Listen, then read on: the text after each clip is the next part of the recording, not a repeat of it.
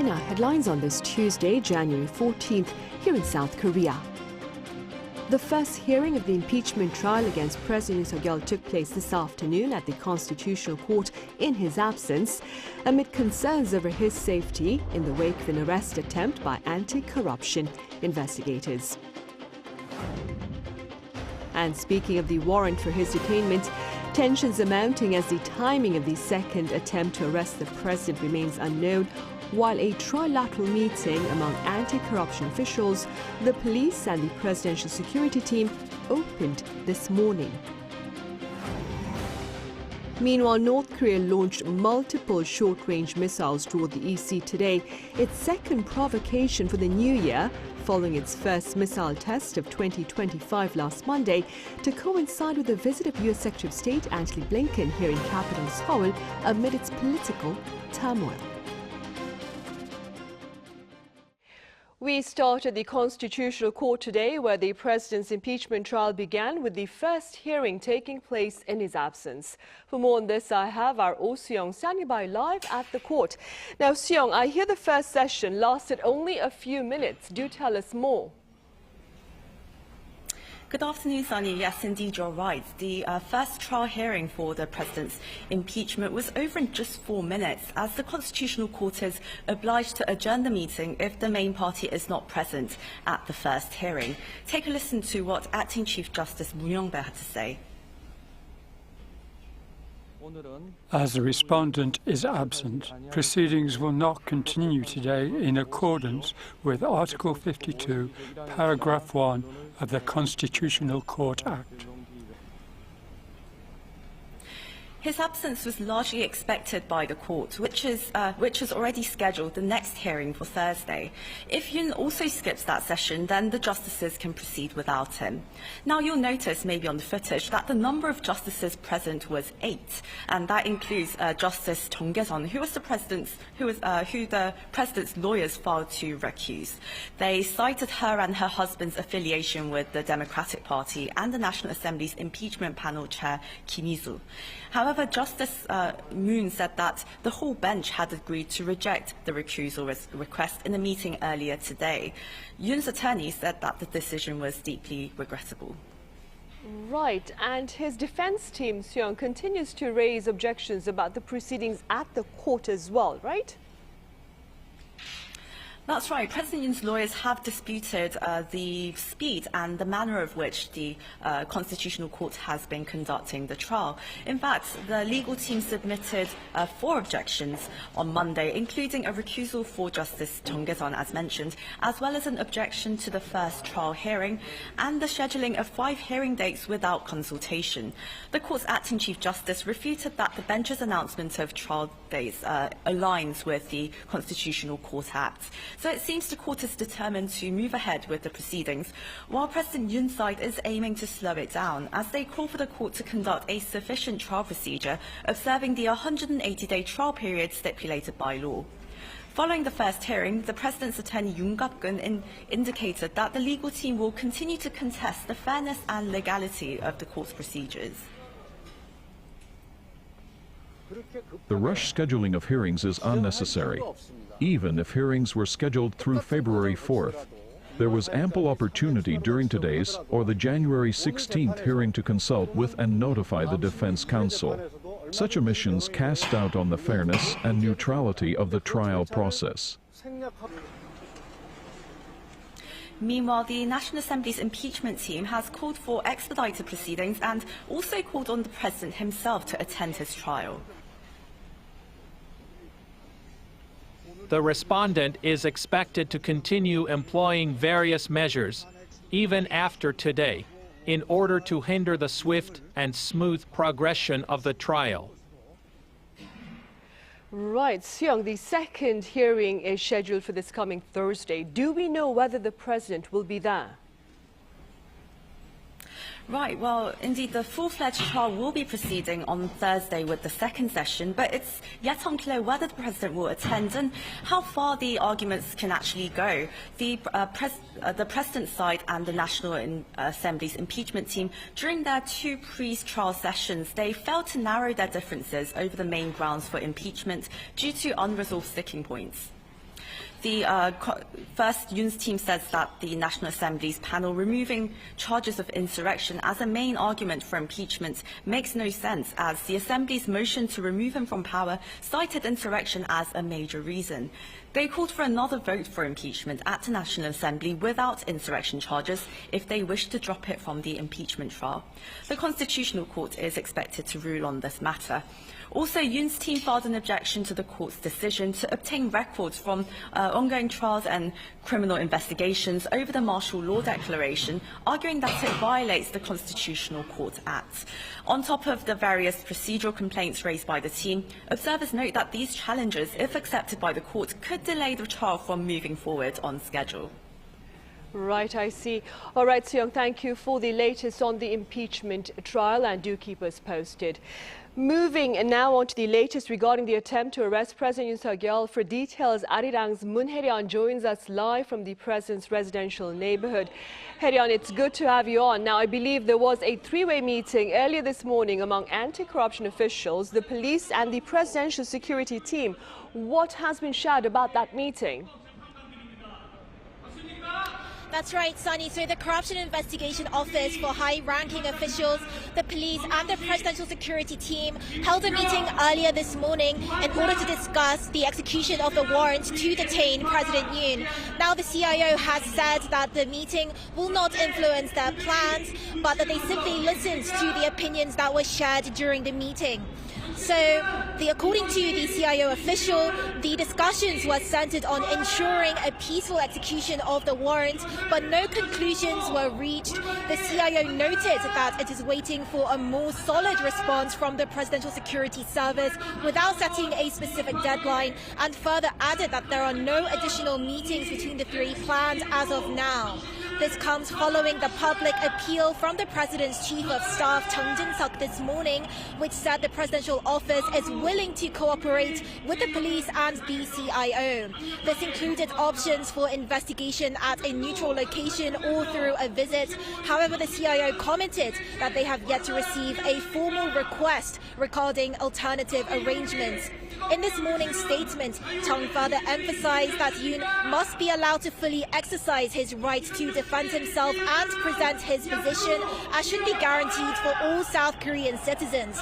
He also expressed concerns over potential clashes between police forces and presidential security personnel, as well as the crowds gathering outside of the presidential residence. Right, indeed. In the meantime, Hae-ryun, what has been shared about the timing of the second arrest attempt?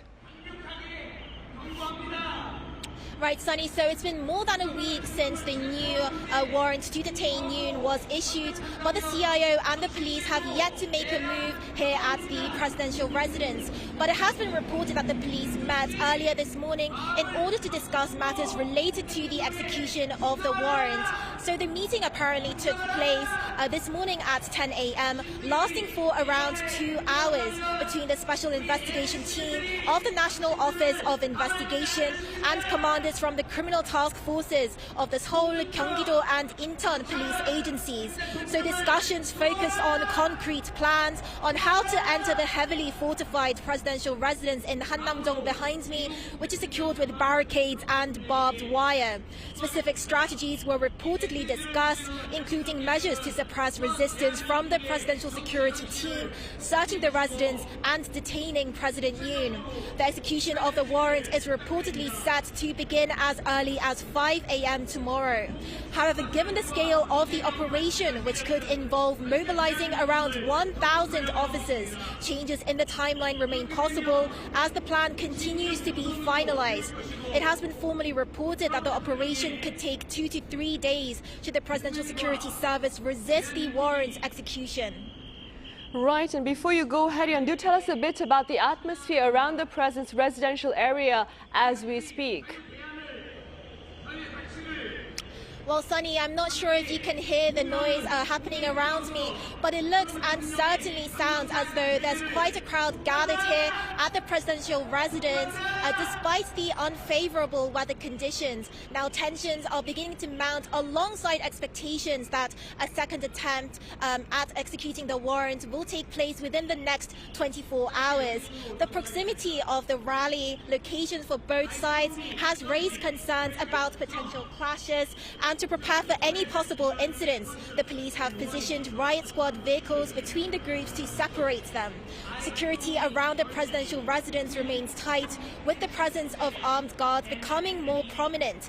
Photos were taken yesterday showing heavily armed security personnel patrolling the area wearing helmets, masks and tactical gear. It appears that the presidential security team is further reinforcing security measures inside the residence, with barbed wires and chains placed in various areas within the grounds. And that's all I have for now, but I'll be back in a later newscast with more updates. Back to you, Sunny. Right, Hyun, and we can hear the protesters loud and clear here. In the meantime, thank you for that coverage. That was our Moon Hye-ryun reporting live from the president's official residential neighborhood. Meanwhile, it's official. January 27 this year has been declared a holiday to pave the path for a 6-day Lunar New Year celebration that authorities hope will serve to encourage domestic spending. Our Kim Do-yeon has more. The government has confirmed that January 27th will be a temporary holiday, making this year's Seollal or Lunar New Year a 6-day holiday. While this had already been announced, the final confirmation vote by Cabinet was held on Tuesday during a weekly meeting.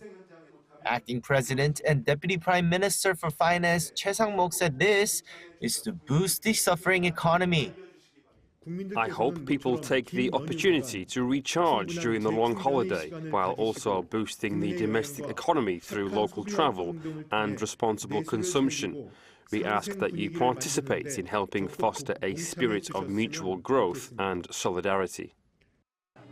He said this year's Seollal needs to be used as an opportunity to help the economy recover. He also added that as previously announced, the government decided on the biggest Seollal support package. This includes increasing the supply of 16 key grocery items by 150% to help lower grocery bills, as well as train ticket discounts. In the meantime, he also made a push for locally produced gift sets.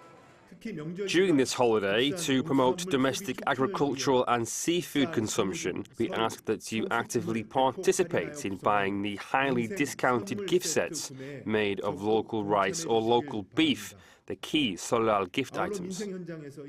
He also urged the members of the cabinet to share the government's efforts, saying if the public isn't aware of the policies, then they're useless. Meanwhile, he also said that as government agencies' New Year's briefings continue, the government has been focusing on resolving major issues. But he said speed is the most important aspect and called on cabinet members to treat each day as if it were a month during normal times. Kim Do-yeon, Arirang News.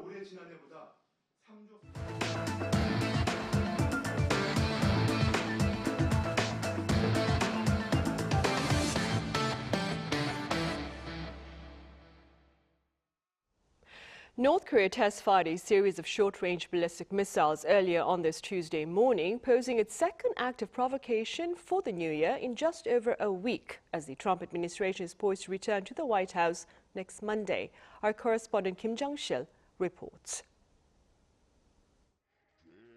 At around 9:30 a.m. on Tuesday, North Korea launched several short-range ballistic missiles from the Ganggae area in Jeongdo province.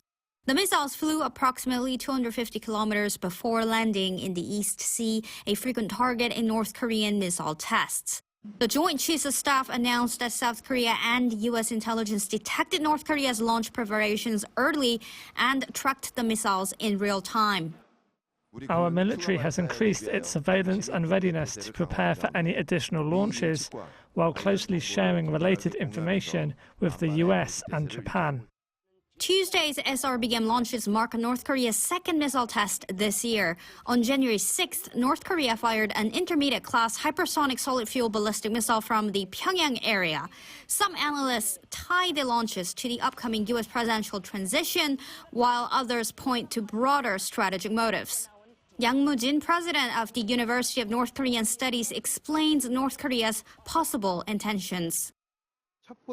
First, North Korea aims to speed up the completion of its 5-year defense development plan. Second, it's testing new short-range missiles.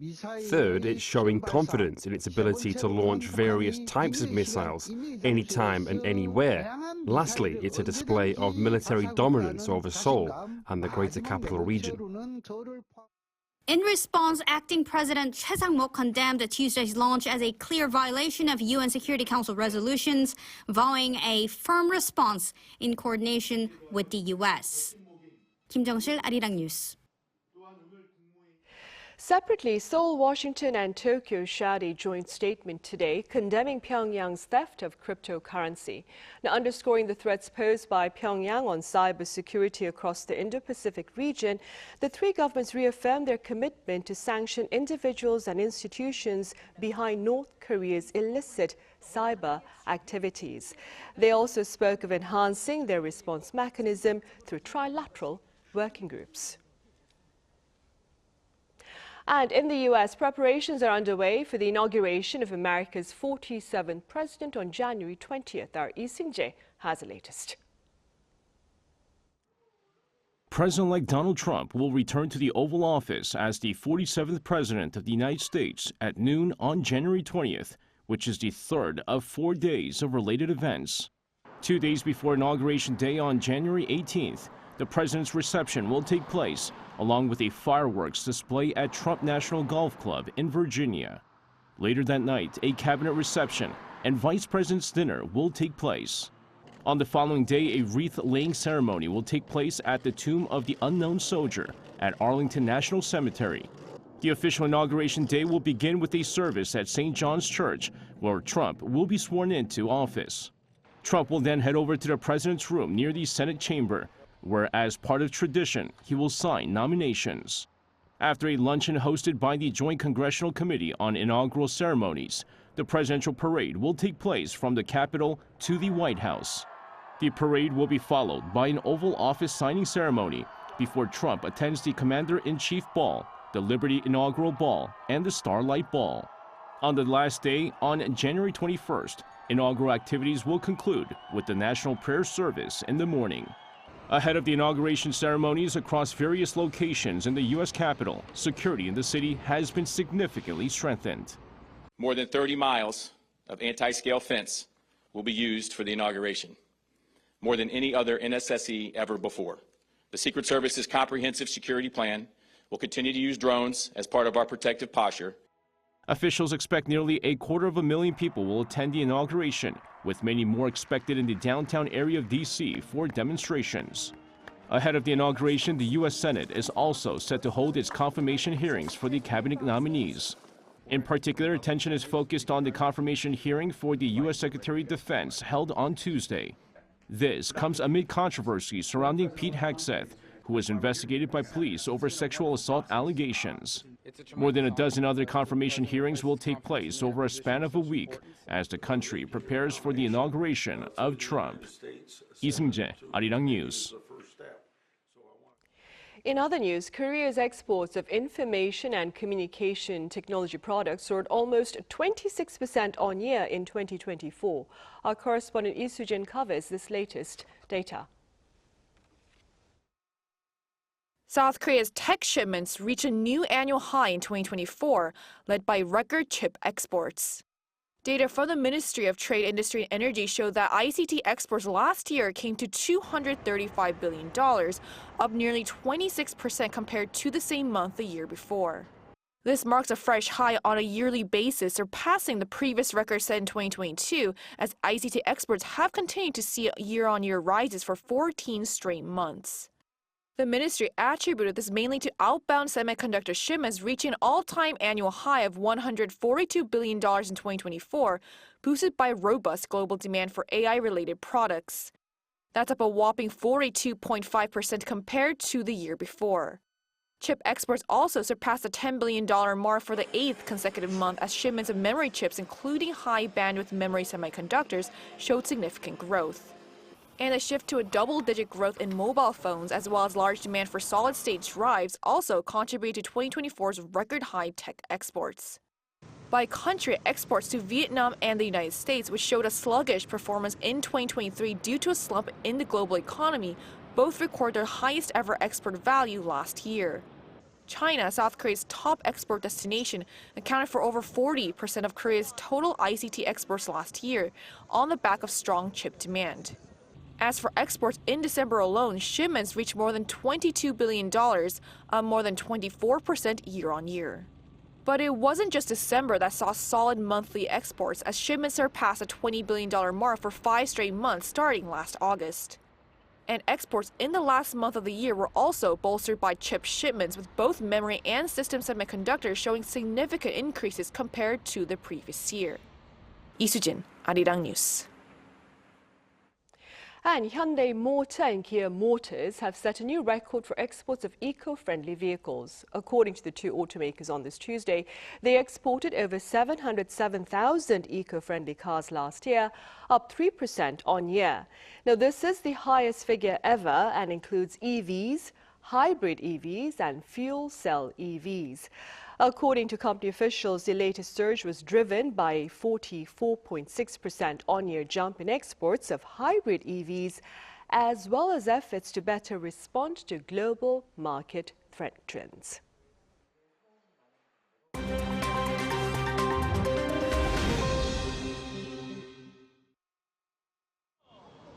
This is The World Now, bringing you the latest stories from around the globe. Starting with the Israel-Hamas ceasefire talks, mediators, including officials from Qatar, Egypt, and the United Nations, have reportedly handed over on Monday local time a final draft of a deal that could end the conflict in Gaza. According to officials, Hamas is expected to release up to 33 hostages as part of the deal.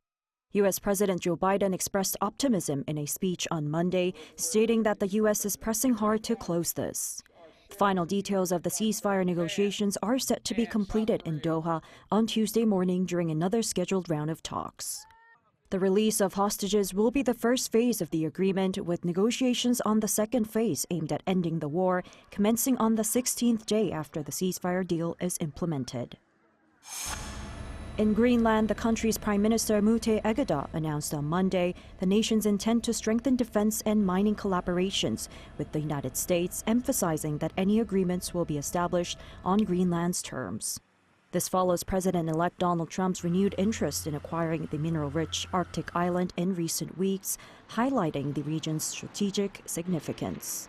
Also on Monday, Denmark, which currently manages Greenland's foreign affairs and defense, expressed a willingness to discuss the increased U.S. military presence on the island. The dialogue aims to address security concerns and ensure Greenland's safety while avoiding any scenario of American annexation.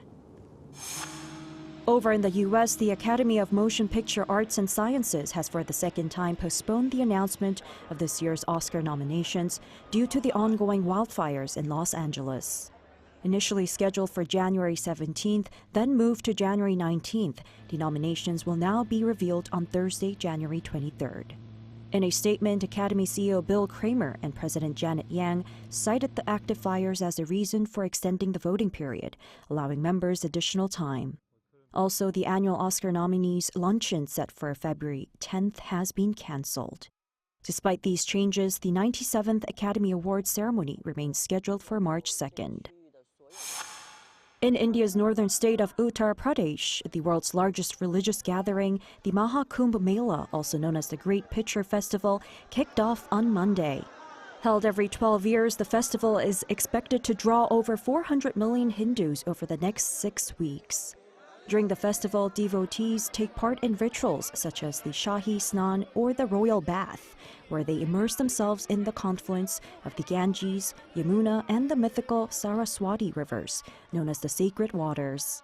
The act is believed to cleanse sins and help people reach salvation. Choi Ji-hee, Arirang News.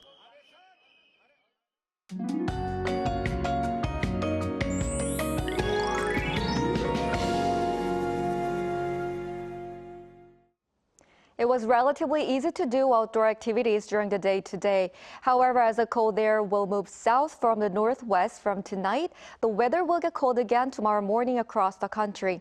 Seoul will drop to -6 degrees Celsius tomorrow morning. Cold wave warnings and advisories have been issued for northeastern parts of Gyeonggi-do province as well as Gangwon-do province and the mountainous areas of northeastern Gyeongsang-mukdo province. On the other hand, along the east coast, where there is no news of rain or snow, the atmosphere remains extremely dry. Please be careful not to cause any fires. Tomorrow morning, most areas will start off below 0 degrees. Highs will reach -1 degree in Seoul and Chuncheon, Busan 4 degrees. Temperatures are expected to rise again from Thursday. That's all for Korea. Here are the weather conditions around the world.